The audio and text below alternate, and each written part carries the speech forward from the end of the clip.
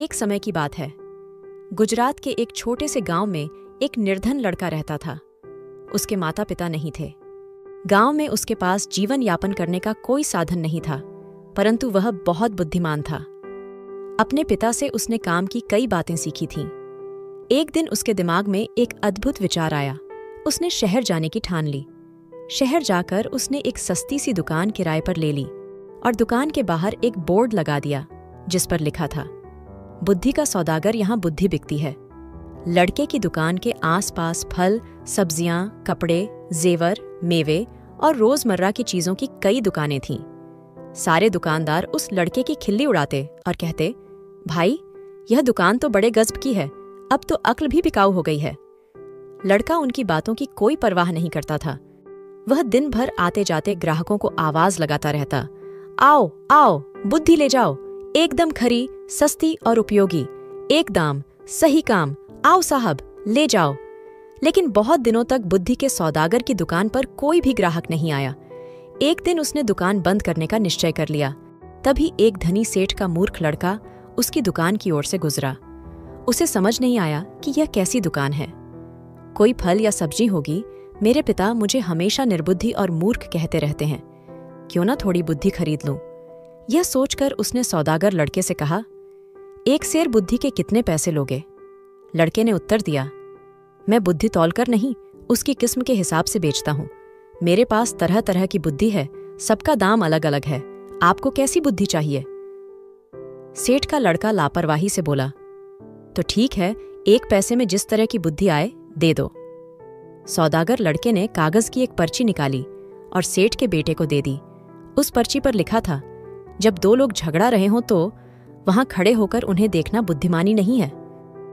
सेठ का बेटा खुशी खुशी घर पहुंचा और अपने पिता को कागज की पर्ची देते हुए बोला, देखिए पिताजी, मैं एक पैसे में अक्ल खरीद कर लाया हूं। सेठ ने पर्ची पढ़ी और तमतमाकर बोले, मूर्ख, एक पैसे में यह क्या लाया है? यह बात तो सभी जानते हैं, तुमने मेरा एक पैसा डुबो दिया। सेठ तुरंत सौदागर की दुकान पर पहुंचा और उस लड़के को बुरा भला कहते हुए बोला, लोगों को ठगते हुए तुम्हें शर्म नहीं आती? मेरा एक पैसा वापस करो। लड़के ने कहा, पैसा क्यों वापस करूं? माल दिया है, पैसा लिया है। ठीक है, यह लो अपना कागज का फटा टुकड़ा, जिसे माल कह रहे हो। नहीं चाहिए हमें तुम्हारा माल, ये लो। कहते हुए सेठ उसकी पर्ची वापस करने लगा।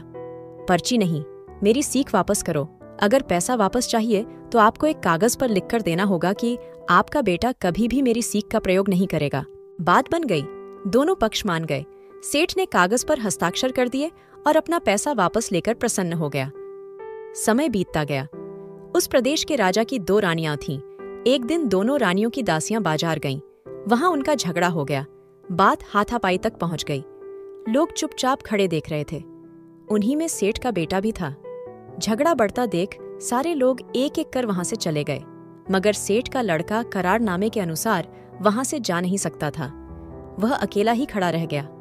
बस फिर क्या था, दोनों दासियों ने उसे अपना गवाह बना लिया। झगड़े की बात राजा रानियों तक पहुंची। सेठ और उसका लड़का राज दरबार में लाए गए। दोनों रानियों ने लड़के से कहा कि वह उनके पक्ष में गवाही दे। सेठ और उसके बेटे के तो होश उड़ गए। वे सहायता के लिए बुद्धि के सौदागर के पास पहुंचे और उससे बोले, हमें किसी तरह बचा लीजिए। लड़के ने कहा, मैं 500 रुपए लूंगा। ठीक है, ये लो 500 रुपए। सेठ ने तुरंत 500 रुपए निकालकर सौदागर को दे दिए। देखो, जब गवाही देने के लिए बुलाया जाए तो पागल की तरह व्यवहार करना। बुद्धि के सौदागर ने उपाय बताया। सेठ के बेटे ने वैसा ही किया। राजा ने उसे पागल समझकर महल से बाहर निकाल दिया। इसी तरह की एक दो घटनाएं और हो गईं। बुद्धि के सौदागर की चर्चा राजा के कानों में भी पड़ी। राजा ने उसे बुलवाया और पूछा, सुना है तुम बुद्धि बेचते हो, क्या तुम्हारे पास बेचने के लिए और बुद्धि है? जी हुजूर, आपके काम की तो बहुत है, लेकिन 1 लाख रुपए। सौदागर लड़के ने कुछ हिचकते हुए कहा। राजा बोले, तुम्हें 1 लाख रुपए ही दिए जाएंगे, तुम पहले बुद्धि तो दो। सौदागर ने एक पर्ची राजा को दे दी। राजा ने पर्ची खोलकर पढ़ी। पर्ची पर लिखा था, कुछ भी करने से पहले खूब सोच लेना चाहिए। राजा को यह बात बहुत पसंद आई। उन्होंने अपने तकिए के गिलाफ पर, पर्दों पर, अपने कक्ष की दीवारों पर, अपने बर्तनों पर इस वाक्य को लिखवा दिया, जिससे वह इस बहुमूल्य बात को कभी न भूलें और न ही कोई और भूल सके। एक बार राजा बहुत बीमार पड़ गए।